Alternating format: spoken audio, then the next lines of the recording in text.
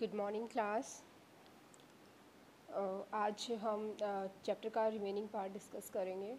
वैसे बेटा देखते हैं इसमें क्या दिया है। What is Indian secularism. इसमें हम डिस्कस करेंगे कि इंडिया में जो सेकुलरिज्म है वो क्या है, किस तरीके से हम इसको यहाँ पे लेते हैं, वो सब डिस्कस करेंगे। अब देखिए इसमें क्या है। According to the Constitution, only a secular state can realize its objectives to ensure, मतलब कि एक अगर हम देखा जाए तो एक जो सेकुलर स्टेट है उसमें क्या क्या पॉइंट्स होने चाहिए, क्या क्या उसके ऑब्जेक्टिव्स होने चाहिए और होते हैं, वो यहाँ पे है।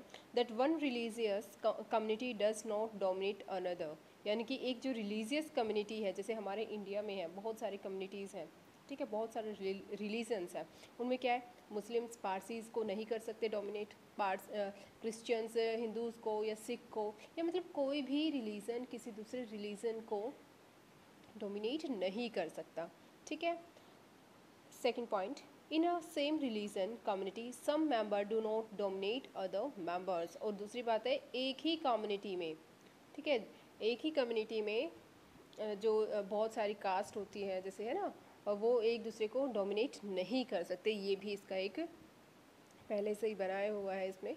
जैसे कि सिया और सुन्नी, मोहम्मडन्स में दो होते हैं, तो एक सिया सुन्नी को नहीं कर सकता और ना ही सुन्नी सिया को कर सकते। और या फिर ये भी हो सकता है कि जो सिया है उन्हीं में बहुत सारी कैटेगरीज बनी हुई हो, तो वो अपने अंदर ही कोई कैटेगरी को नहीं कर सकते। जैसे हिंदूज़ हैं, हिंदूज़ में बहुत सारी कास्ट है, वो अपने अंदर किसी कास्ट को ऐसे फोर्स नहीं कर सकते, है ना। या दूसरे जो है रिलीजन्स, उनमें भी ऐसे नहीं कर सकते।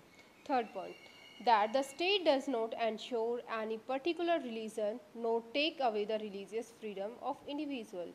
और ये भी है कि स्टेट कोई भी एक ही रिलीजन को मानने के लिए एनफोर्स नहीं करती है, और साथ ही जो ना ही किसी का ये कि हम तुम इस रिलीजन से बिलोंग करते हो तो तुम्हें यहाँ से हम मिस कर देंगे, या फिर तुम्हारा रिलीजन चेंज करवा देंगे, ऐसा भी इसमें नहीं होता है।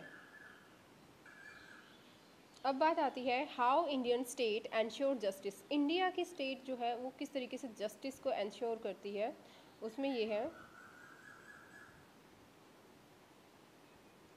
The Indian state works in various ways to ensure justice. First है strategy to distancing itself from religion, यानी कि ये रिलीजन से खुद को अलग किए हुए हैं, ठीक है। कोई भी काम अगर होता है तो ये नहीं किया जाता कि ये काम हिंदूज़ के लिए, ये मुस्लिम्स के लिए, ये क्रिश्चियंस के लिए, नहीं, ऐसा नहीं होता, सभी के लिए कुछ ना कुछ होता है।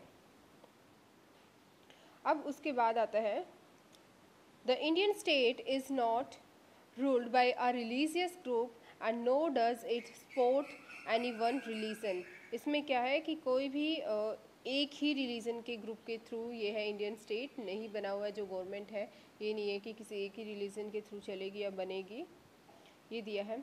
In India government spaces like law court, police station, government school and officials are not supposed to display or promote any one religion। इसमें क्या बोला है कि किसी भी जो गवर्नमेंट ऑफिसेस होते हैं, जैसे पुलिस स्टेशन हो गया, स्कूल्स हो गया, जैसे हमारा केवी स्कूल है ऑफकोर्स, इसमें भी ठीक है, किसी भी उसमें क्या होता है कि कोई भी रिलीजियस या फेस्टिवल जो है वो सेलिब्रेट नहीं करते हैं, और अगर करते हैं तो सभी का करते हैं, कोई ऐसा नहीं है पर्टिकुलर रिलीजन से ही सेलिब्रेट करते हैं।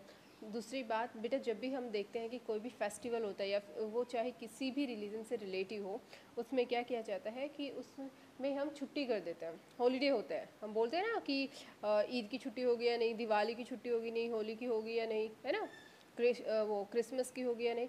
वो इसीलिए की जाती है क्योंकि वो लोग अच्छे से अपने घर पे अपना जो सेलिब्रेशन है उसको कर सके, ठीक है। अब जो नेक्स्ट पॉइंट जो आता है वो ये है, second point, strategy of non interference. Non interference क्या है, in order to respect the sentiments of all religions and not interfere with religious practices, state can make certain exceptions for a particular religious community। और ये भी है बेटा कि कई बार हमारे जो है रिलीजन्स जो होते हैं उसमें हमें कुछ रूल्स होते हैं जो कि हमें फॉलो करने ही होते हैं, है ना। और उसके साथ में अगर हमारे गवर्नमेंट के जो रूल्स हैं वो अगर बीच में दोनों क्रैश हो रहे हैं तो उनसे रिलेटेड कुछ रिलैक्सेशंस जो है गवर्नमेंट दे देती है। अब यहाँ पे जैसे एक एग्जांपल ले तो जैसे Indian state recognises that wearing a पगड़ी और turban is central to a Sikh religious practice, and in order not to interfere with it, it allow an exception in law of to wear helmet। फिर तो देखिए इसमें क्या हुआ है कि इसमें ये है कि जैसे सरदार होते हैं, सिख होते हैं, उनमें वो अपने रिलीजन में उनको पगड़ी बांधना एक मतलब उनके रिलीजन का मेन पॉइंट होता है, ठीक है। तो अब जैसे हमने ये बोला हुआ है हमारी गवर्नमेंट ने, जैसे सिख है इनको पगड़ी बांधना ज़रूरी होता है, तो गवर्नमेंट ने इनको जैसे आर्मी है या जिस भी उसमें होते हैं यहाँ पे भी इनको